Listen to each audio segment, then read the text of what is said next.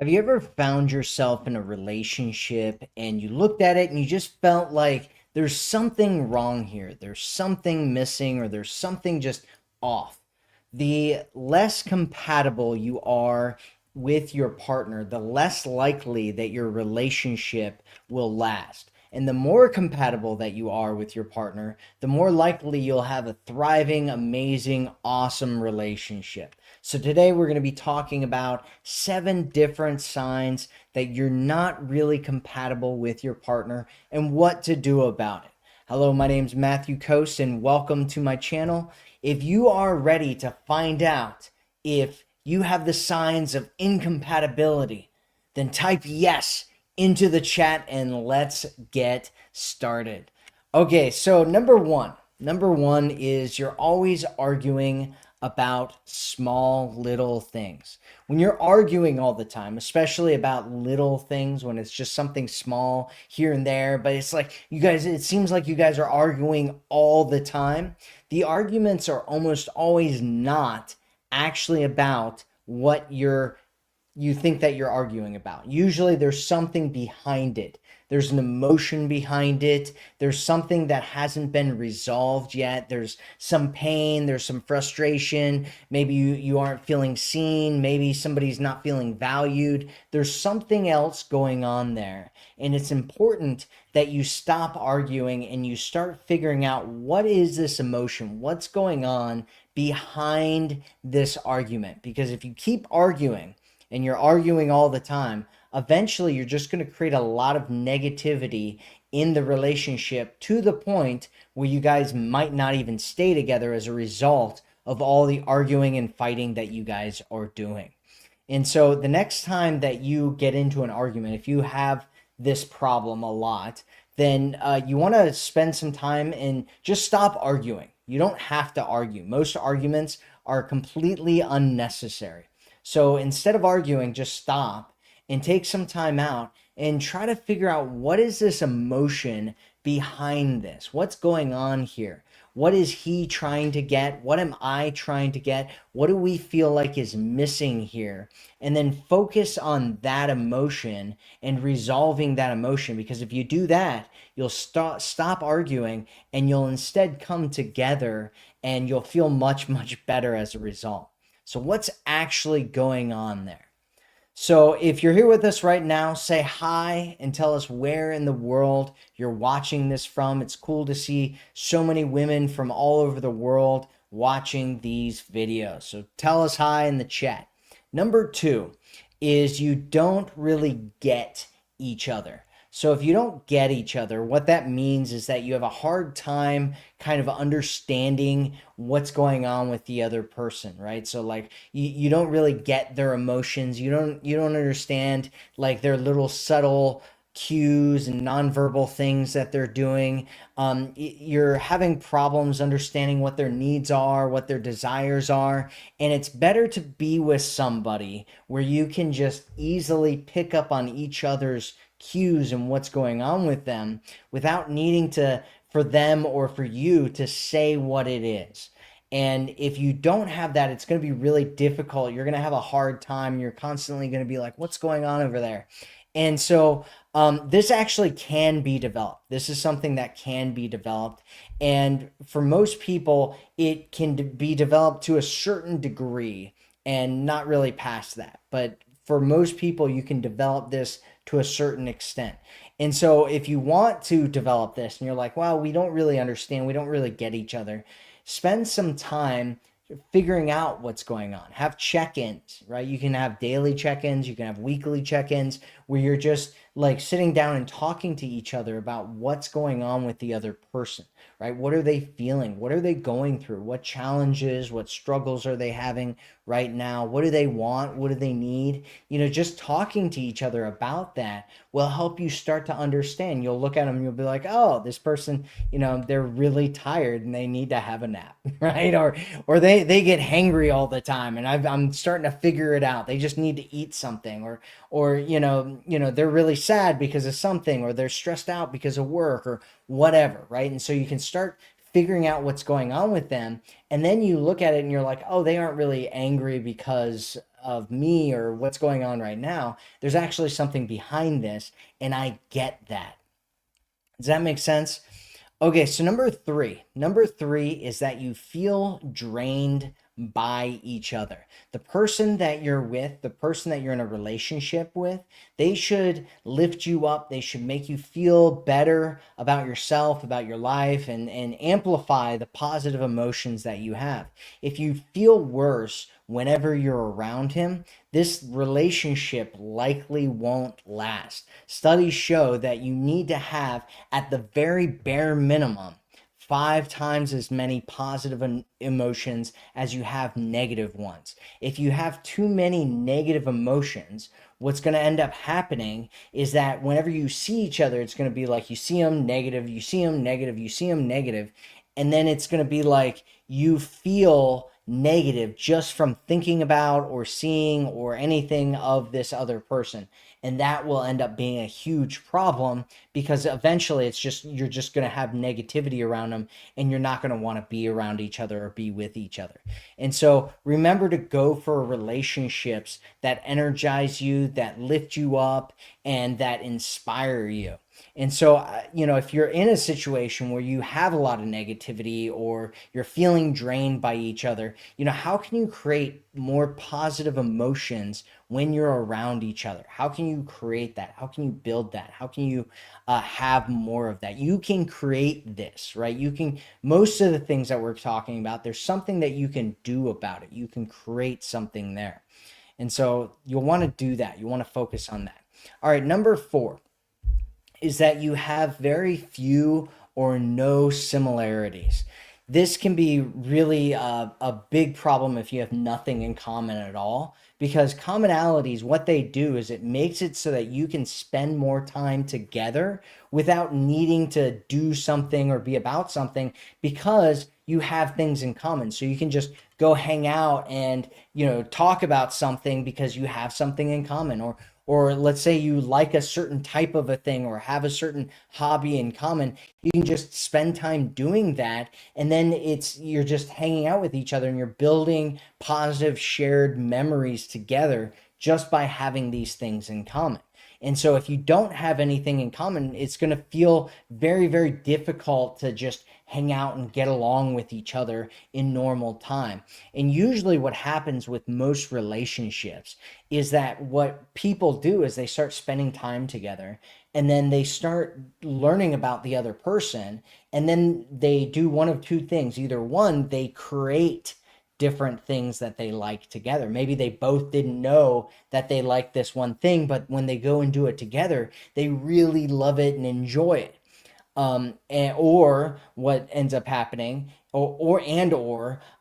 is seeing something that the other person is into, finding some hobby or interest or whatever the other person's into, and then one of you goes and starts liking and getting involved in that because you like them and you like being around them and you like doing it, and so it becomes these things where you're both kind of exploring new things together. And so with relationships, you want to develop these things together. And so if you don't have anything like that and it's really difficult, spend some time just getting to know the other person and what's going on with them and what they like in their interests. Spend some time in their interests and learning about it and just listening to them about it. And you'll have something there. You don't have to have everything in common, right? You can have your own separate lives. That can be a healthy thing as well. But you want to have some things that you have in common, even if they're small things. And so, does that make sense? Number five is you have mismatching core values. This is one of the most challenging and difficult ones to deal with, because values tend to be valuable to us. That's why they're called values, because we value them highly, right? And I had a woman come to me not long ago, and she had been seeing this guy for 2 years, and she wanted to get married, and he didn't want to get married. And she was like, well, what do I do about this? He really doesn't want to get married, and I really want to get married. And I was like, well, when did you first learn about this? And she was like, oh, about 6 months in, right? First off, 6 months in is too long to wait to find out if the person that you're dating wants to get married or not. You should be having that conversation early on in the dating process. This is values alignment, which is one of the most important things for you to figure out with somebody. And core values are things like, do you want marriage? Do you want kids? What's your spirituality or your religion? Are you into growth, personal growth, that kind of thing? Financial stuff, politics, all of these things, that most people won't compromise on these things because, like I said, there's something that they really, really value. And so you want to talk about these things early on, because being in love usually, like, because that story I was telling you about that woman, like, I get that kind of story all the time. Women that have been with guys for years, and they have mismatching values, and they're like, well, how do I get around this? And here's the problem, is that being in love isn't enough for most people to stay in a relationship. You have to have an alignment of values for him to see you and you to see him as long-term relationship material. That you need to have that. And for some of these things, they're not going to budge, right? And for some of them, they will. And you just need to find out what those are and what makes the most sense there. Do you get what I'm talking about here? If you get what I'm talking about, go ahead and just say I get it in the chat. If you don't get what I'm talking about, go ahead and ask any questions that you have, and I'll get to your questions here in just a little bit. So number six of signs of incompatibility is that you're constantly trying to change each other, right? Trying to change or fix each other. Couples who grow together stay together. They've done a whole bunch of different studies on this, and what they found is that you have to grow in a similar direction as your partner. Everybody's changing all the time. I know a lot of people are like, oh, people don't change. And that's actually not true. People change all the time, constantly. They just change back into the same thing that they were before, right? Because that's where they're most comfortable being. And so if you're constantly trying to fix or change your partner, you're going to have lots of problems. Or if your partner's trying to constantly fix and change you, because it's not something that's going to stick. And usually what ends up happening is, if you do end up changing him or he ends up changing you, there's likely going to be a lot of resentment towards the other person who was trying to change the person, because they're like, you don't love me and accept me. Most of us just want to be loved and accepted for who we are, and not shaped into, some kind of mold of a thing so that you can put them on a mantle or whatever, right? We want to be loved and accepted. So what can you do to support your partner rather than trying to change your partner? How can you be on his side? How can you be there with him, connected to him, accepting him for who he is, so that you can grow and share and expand, together? And then number seven is, you have no passion, right? No passion is like, it's basically attraction, right? Passion, attraction, excitement, like those are all kind of the same, in the same category of things, right? And so if you have no passion or attraction, you'll end up just being in a friendship relationship. Even if you had passion and attraction at one point, what usually happens in these scenarios is that one of the two people, and sometimes both, end up looking for that passion or excitement outside of the relationship, and they're drawn towards feeling that, right? Because it's an emotional need that we have. We have a need in order to feel excitement and variety and stuff like that in our relationships. We need that, right? So they've actually done a bunch of surveys around people that cheated, and what they found was that, with many of the surveys, the number one thing that people say that they went outside and cheated for was they wanted to feel alive. They wanted to feel passion. They wanted to feel excitement once again, and they hadn't felt it in a long time.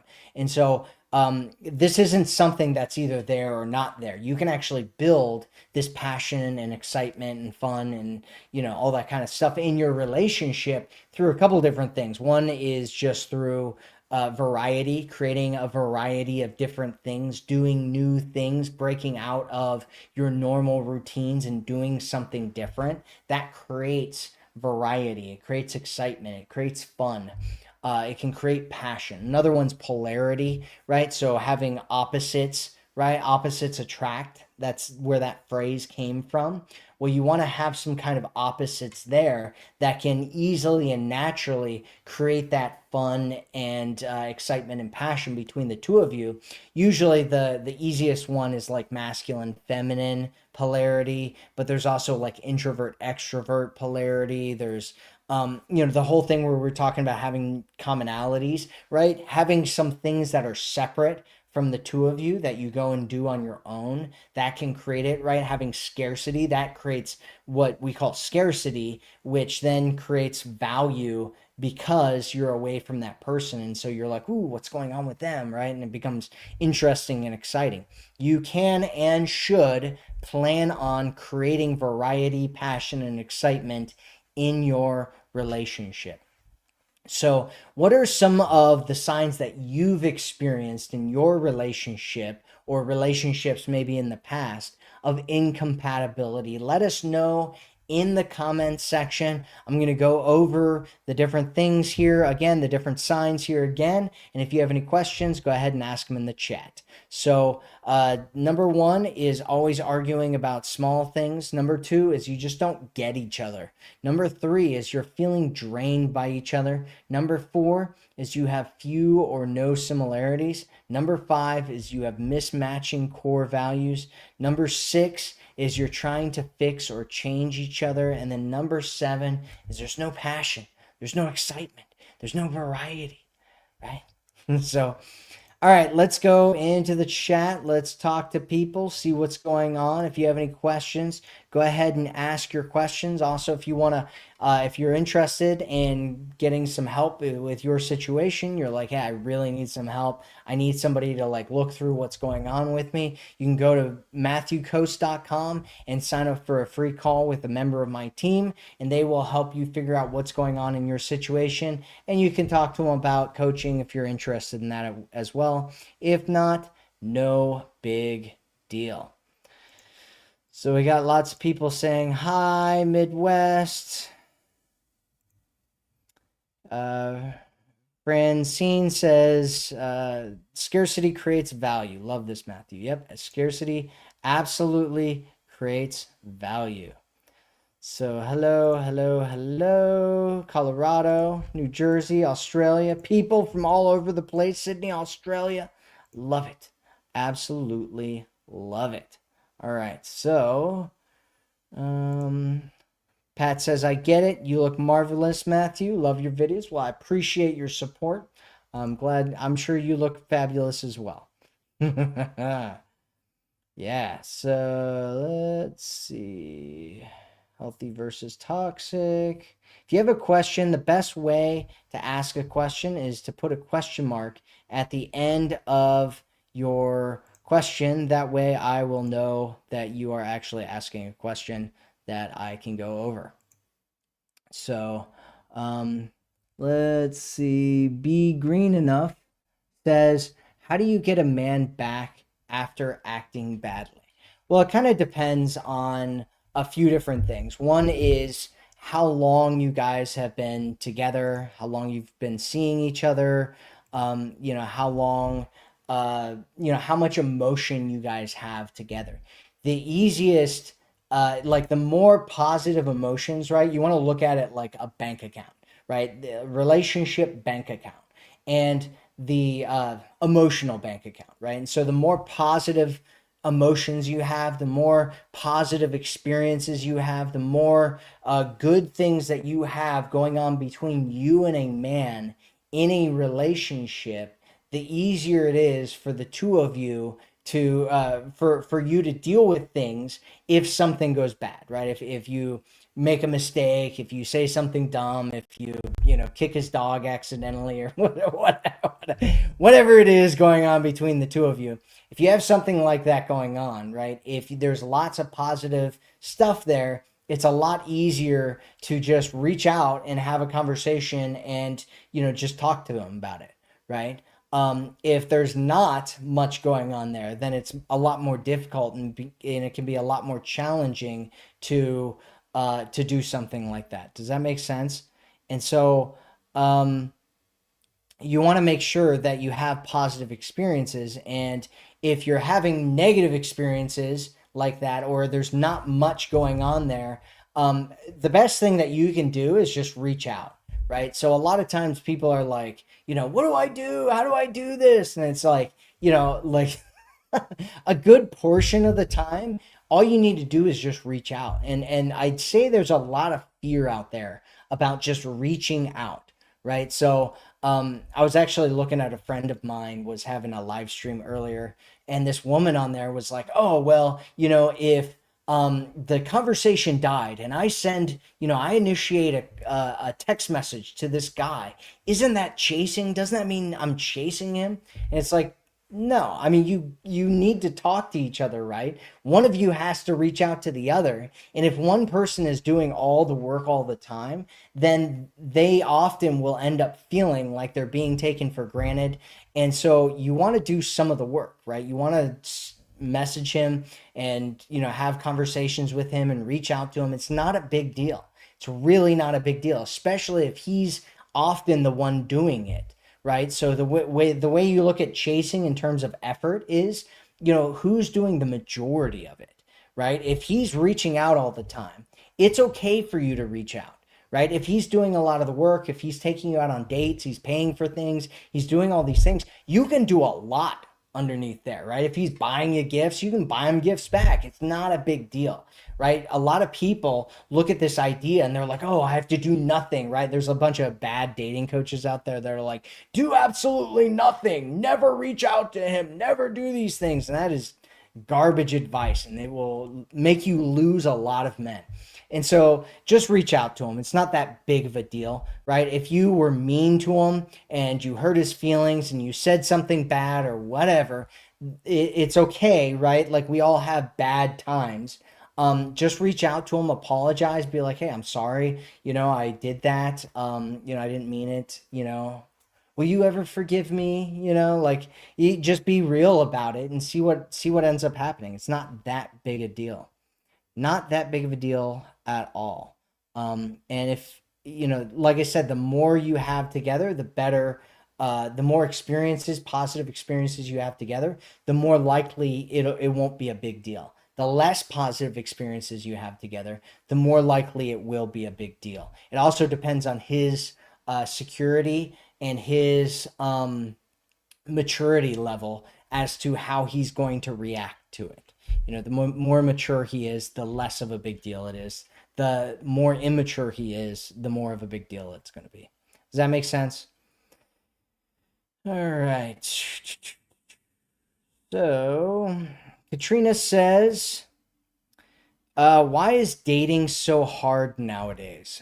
There's a lot of different reasons for it. I'd say the biggest one is probably the hookup culture, right? So the hookup culture, the war of the sexes, dating apps, the ease of cheating and all that kind of stuff. Lots of people having tons and tons of trauma, right? That all kind of goes together in this, right? Like, and there's kind of this war going on where men and women feel like they've been hurt by each other and they can't trust each other at all.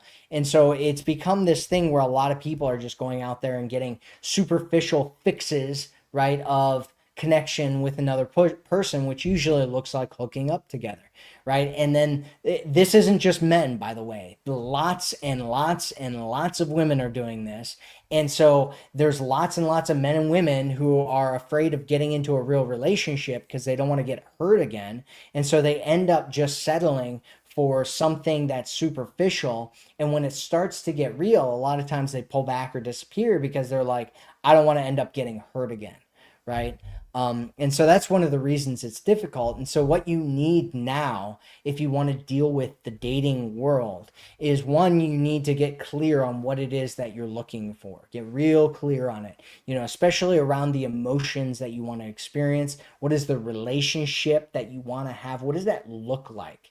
And then have a way of screening out the wrong guys, right? Get rid of the wrong guys really, really quickly. Most of the guys that are out there that are the wrong guys, you can weed them out before you even go on the first date with them, especially if you're doing online dating. But even if you're meeting them in person, you can do that. It's not that big of a deal. I've helped a lot of different clients do that, and I have a lot of clients that are getting married and stuff as a result, which is really, really great.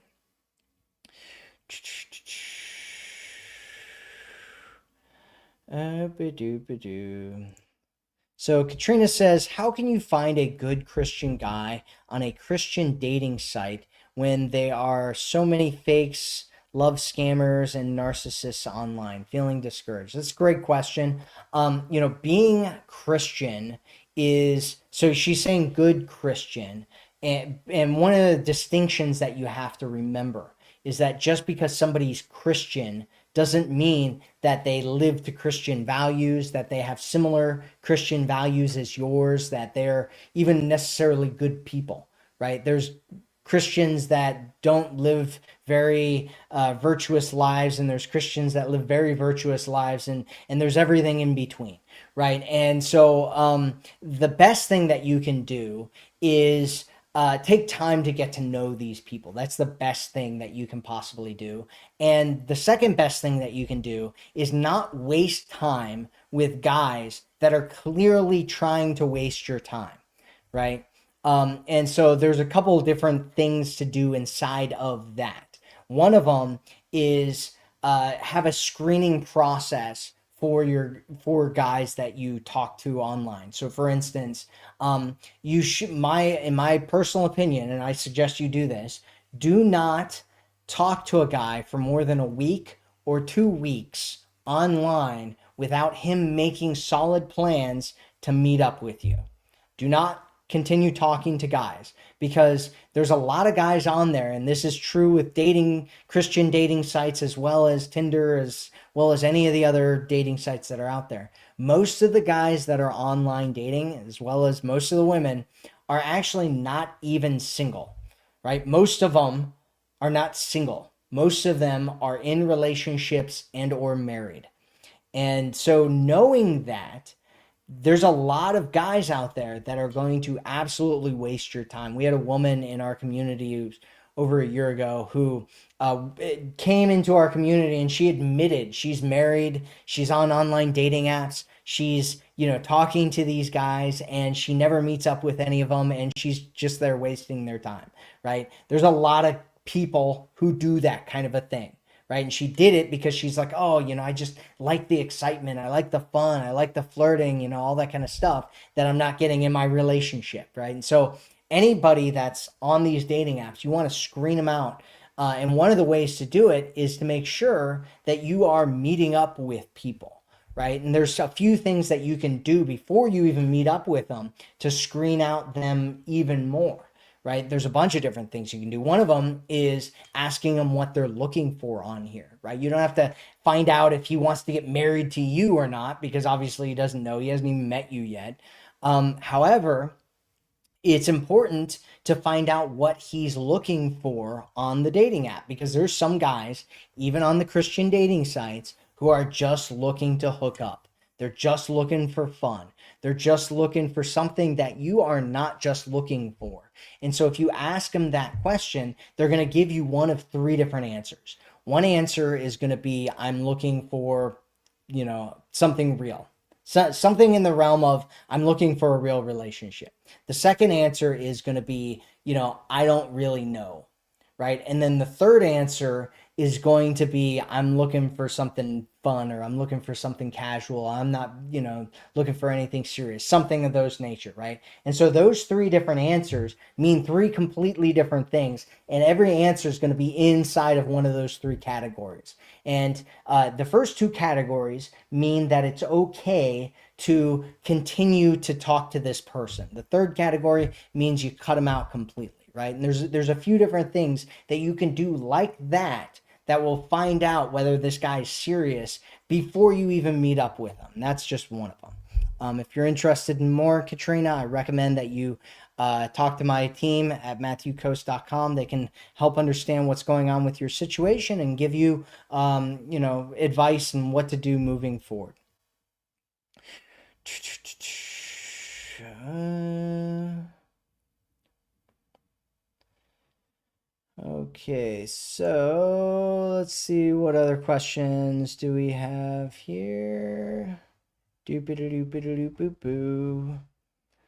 Okay, so we have um, Teresa says, I've been talking to this guy for a while now, and he planned a road trip for us this weekend.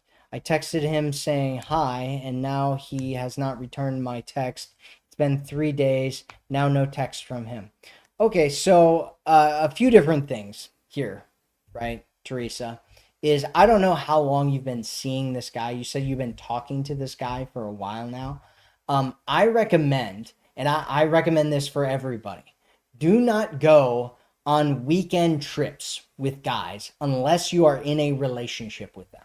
Do not do it.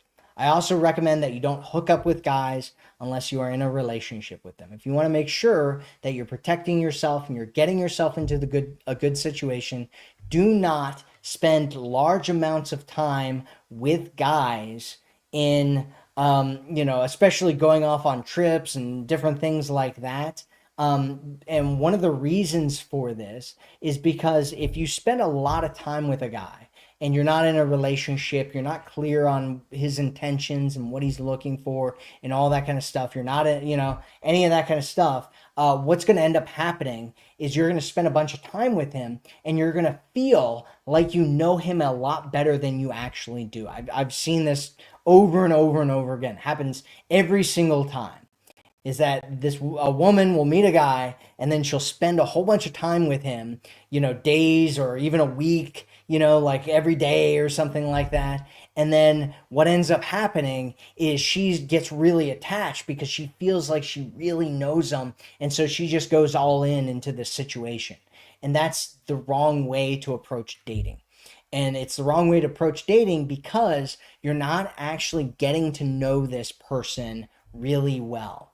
So there's been a bunch of different studies on this. They found that it takes up to around 3 months for people to start like showing you who they really are, right? There's actually ways to make this happen a lot faster, right? Because what you really want to find out is what is this person's character?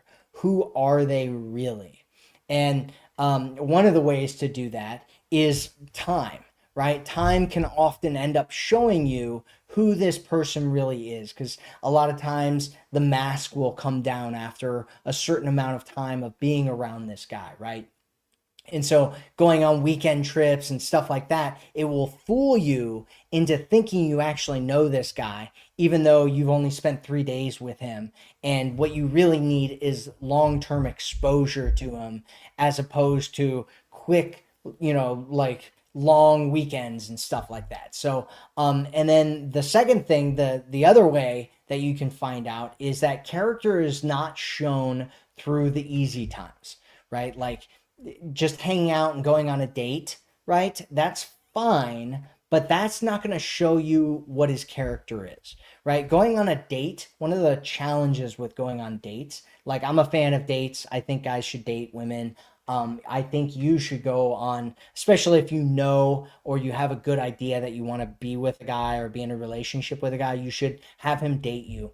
But you should also have two other scenarios. One is downtime where you're not doing much of anything because that will show you how he spends his downtime and what he does during his downtime and whether that's something that's okay with you or not, right? And then the second one is challenging situations. Because, like I said, you don't find out who someone is during the good times. You find out their character and who they really are during hard times. And so you want to see him in challenging situations, situations where he's being told no, situations where he doesn't know how to do something and he's learning how to do something. Because in those situations, you'll find out how does this guy deal with challenges. How does he deal with stress? How does he deal with not knowing the answers, not being an expert, not being comfortable, not being good at doing something? And as a result of that, you will end up finding out a lot about this person and who they are and what's going on with them and how they deal with you, how they deal with challenges, all that kind of stuff. Because some people, what they'll end up doing is they'll end up just, disappearing, right? They'll run, they get stressed, they get a challenge, they run away.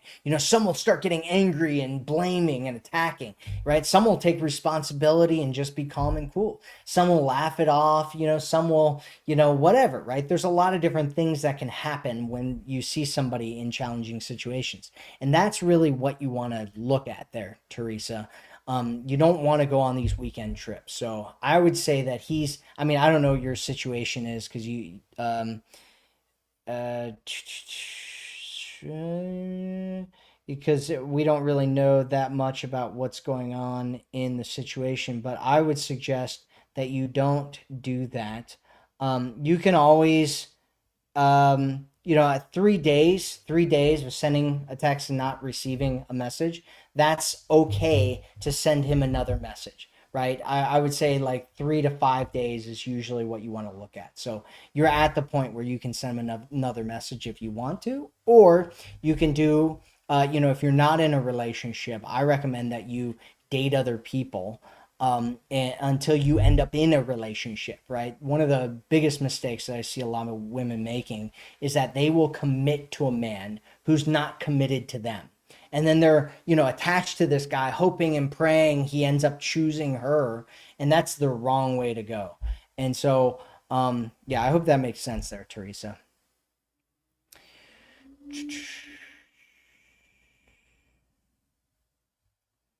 So, Alex says, "What if the men is terribly insecure and shy?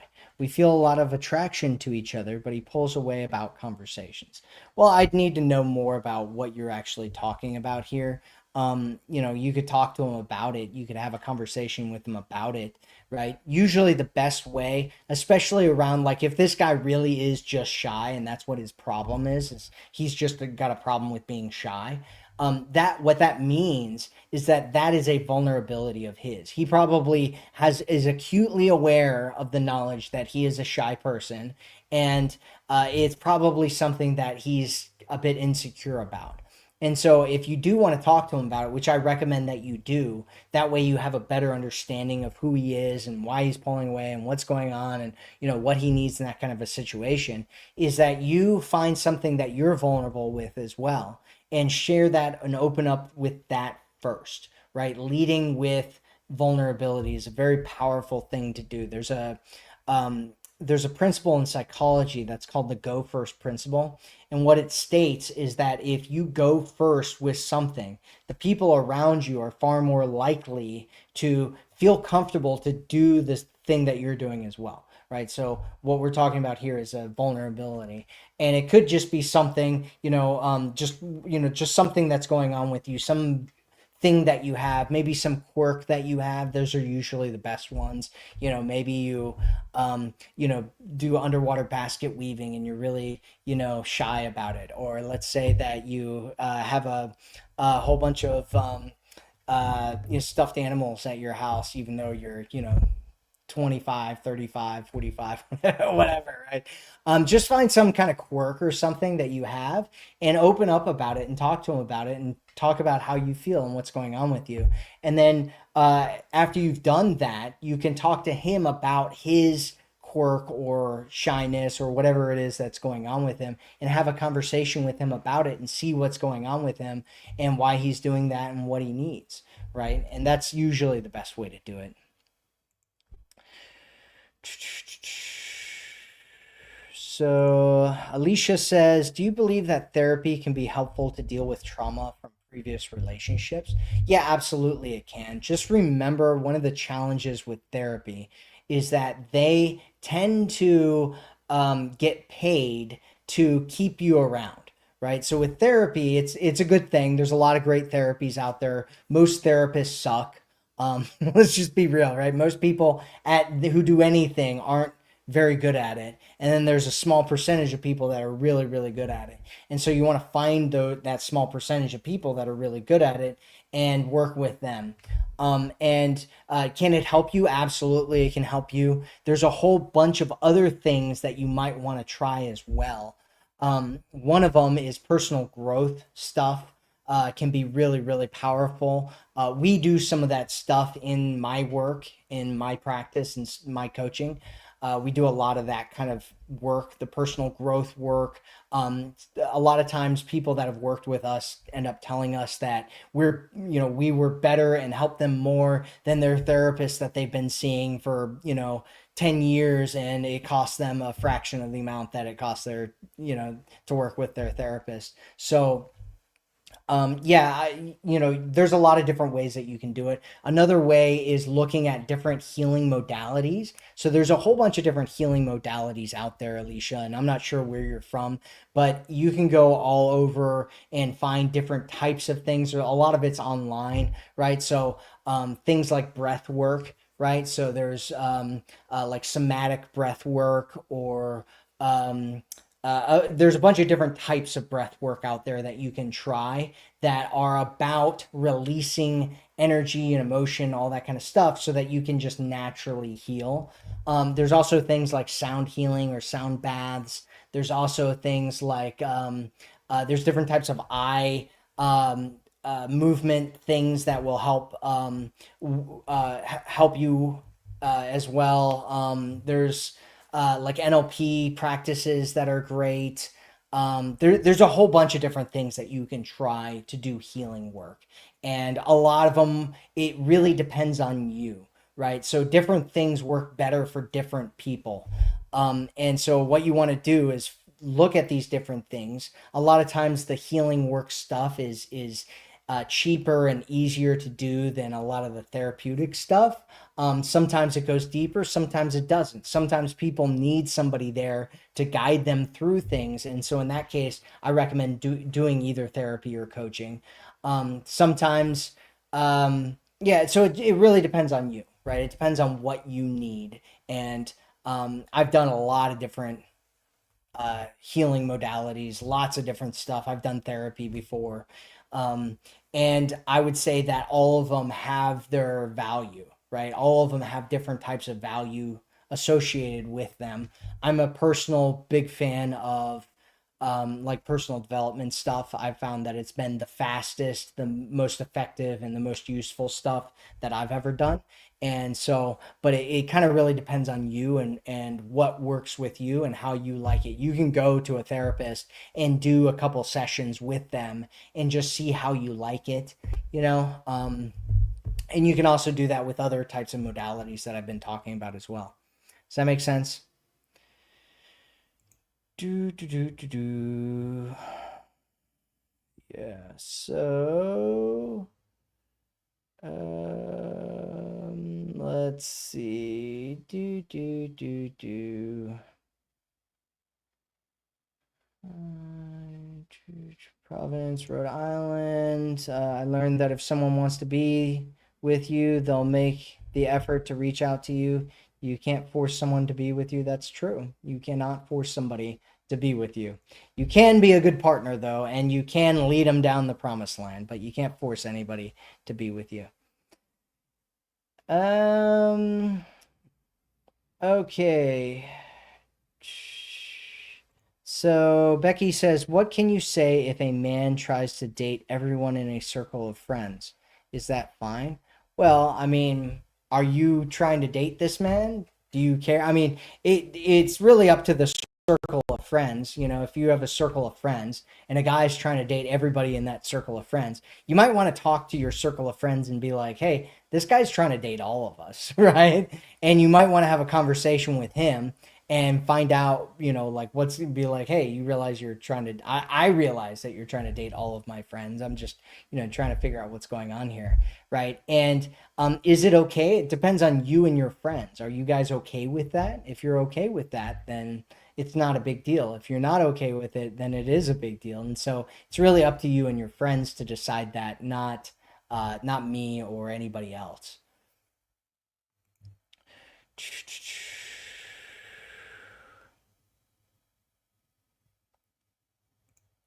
So Luisa says, "How do I reignite my husband's feelings again after 7 months of separation? I haven't tried. I'm in a wheelchair, so it's a little difficult to go on dates." That's a great question, Luisa, and there's a lot of different ways that you can do it. You don't necessarily need to go on physical dates, although those are easily the best way to be around and with somebody. You can also do things like going on a like a Zoom call or a virtual date of some kind, FaceTime they have if you have Apple, or you can do it with a lot of different apps allow you to do some kind of Zoom kind of a thing where you're talking to each other, or even just calling each other and talking to each other. Your voice is really, really powerful. As a woman, right? It can create attraction with a guy, and that can be a really, really powerful thing. There's a lot to what you're actually asking about, though. We're doing an event actually this next weekend for women who are trying to save their marriages.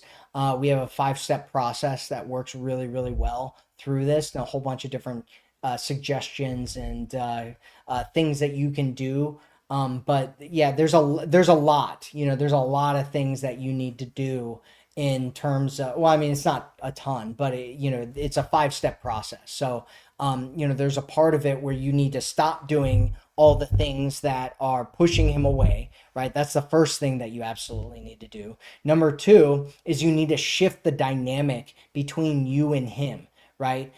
Usually what happens when people are getting divorced is they've gotten to a point where it's like they're adversaries, they're like fighting each other. And so you want to make sure that you're not in a space where you are fighting each other, and instead you start off with seeing each other on the same side, right? And and then the next thing is building trust back again in between the two of you, which you can do just by yourself. You can build the trust that the two of you have between each other, and then really the next part is really building the spark or the chemistry or the passion back, the attraction back together. But you need to do the other stuff before you get to the passion and the attraction part, because if you don't do the other stuff, it's going to be really difficult for you to manage the passion and the attraction part. And then after that, there's a communication piece. We've helped a lot of different women communicate with their husbands, sometimes their ex-husbands, and rebuild something as a result of our communication pieces that we've done. And so there's a bit to it there, Louisa. And if you're interested, just make sure that you're on my email list, and we will send out an email this week about the event that we're doing this weekend, and you can be a part of it.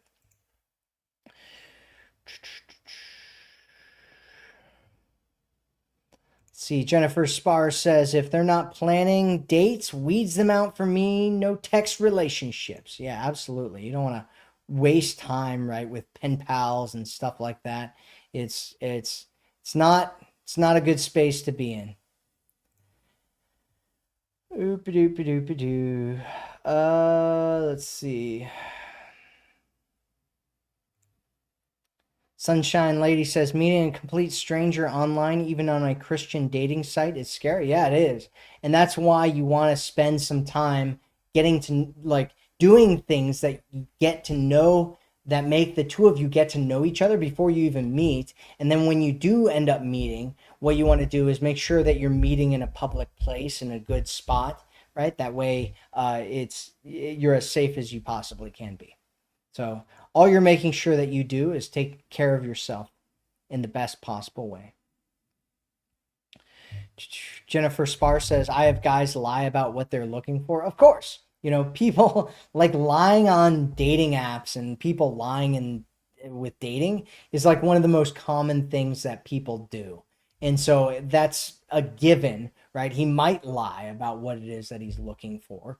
You want to make sure, though, too, that you're not mishearing what he's saying, right? There are guys that absolutely lie about what they're looking for. And there's also women that misinterpret what guys say. And let me be specific about that so you understand what it is that I'm talking about.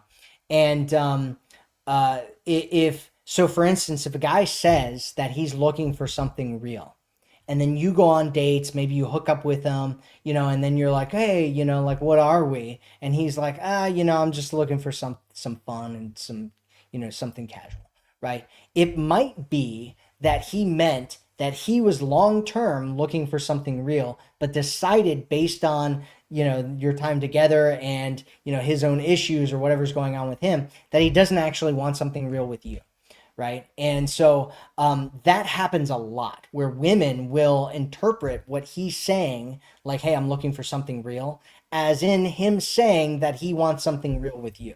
But most guys don't know that for at least, a couple weeks to a couple of months, right? And so you want to lengthen that out and don't get overly involved. Don't get attached to a guy. Even if he's lying, eventually it's going to come out, right? Which is one of the reasons why I say don't sleep with a guy outside of a relationship.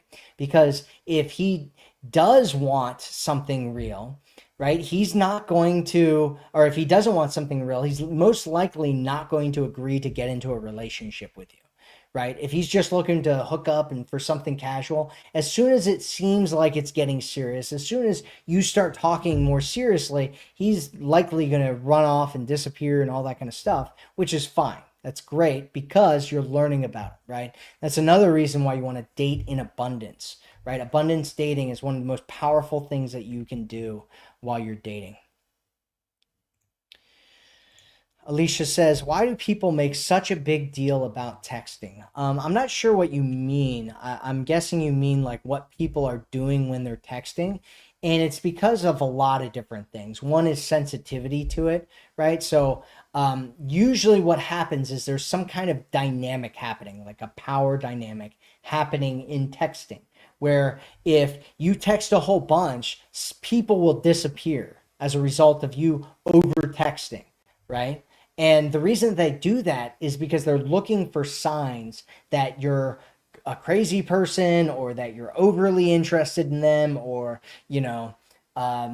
something weird's going on there. They're like, what's weird is going on here, right? And texting can show off your weird, sometimes without you even knowing it. And so a lot of people are overly sensitive in a lot of different ways around that.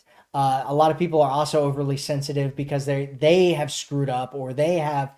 Sometimes it's not even screwing up, right? You might text some guy and he might disappear because he's married, he's in a relationship, he was never serious, he was just looking for a pen pal or whatever, right? And so he disappears. You texted him a couple times. Now you think your texting actually made him disappear when it had nothing to do with you in the first place, right? And so there's people getting sensitive on both sides because they're overreacting, or they're trying to understand what's going on, all based on texting, and they're often not able to do it, or they misinterpret it or whatever.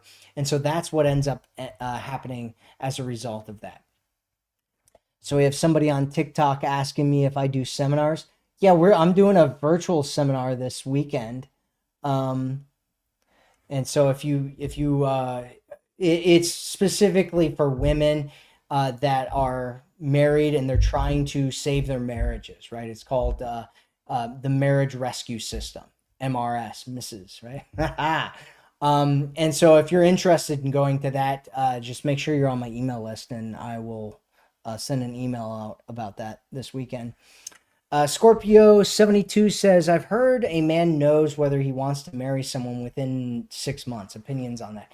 Yeah, this isn't like a heard thing. This is a definitive. They've done a lot of studies on this, and they've found that definitively men know within 6 months what category of long-term, ultimately, I want to be with this person that they see you with, right? That doesn't mean that they're going to get married to you. after 6 months. It just means that they see you as marriage material or not marriage material, or relationship material but not marriage material, or friend with benefits material but not anything else material, or friendship material and I don't want anything else to do with this crazy person material, or whatever it is that's going on in their heads, right? And so it still takes some time before they decide that they want to get married, which it should, right? Like if they but at that point they should know, and there should be, and you can have a conversation about that kind of a thing way first off, way before that, not necessarily in regards to the two of you, but in regards to what is it that this person's looking for. At 6 to 8 months, right, at that point in time you can talk about what he's thinking in regards to you, and whether he wants to have a to get married and all that kind of stuff with you. You can have that conversation around the 6 to 8 month mark, and it shouldn't be that big of a deal. The only time it's a big deal is if he has pain around the idea of getting married and all that kind of stuff, which some guys do end up having. Yeah, so anyway.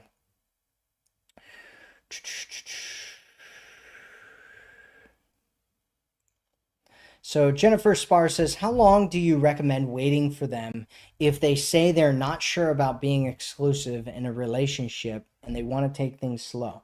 Well, first off, I don't recommend that you wait for someone, especially if you're not in a relationship with them, right? Second thing that you want to do, if a guy ever tells you, hey, I'm not sure. I'm not sure yet. I'm just not sure yet. I'm confused. Any of that kind of stuff.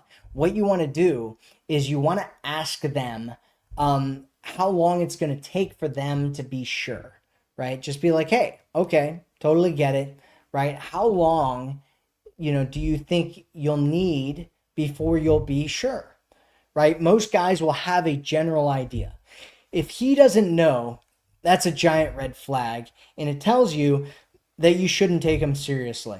In fact, you definitely shouldn't take him seriously up until this point, right? There's no reason you should take a guy seriously if he's not telling you he's interested in a relationship, right?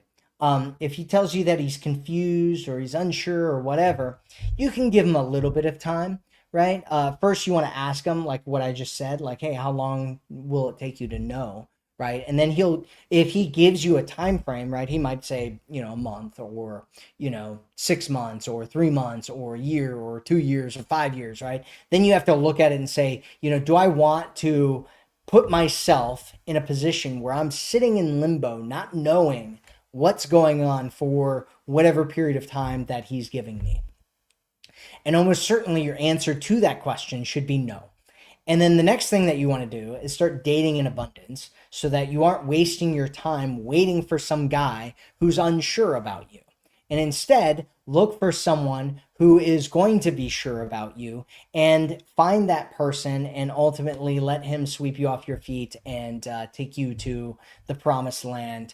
And if he's not doing that, that's okay, because some guy will, right? There's a guy out there who will take you seriously, treat you really well, and want to have a real relationship with you. And so don't waste your time with guys that are going to waste your time like that.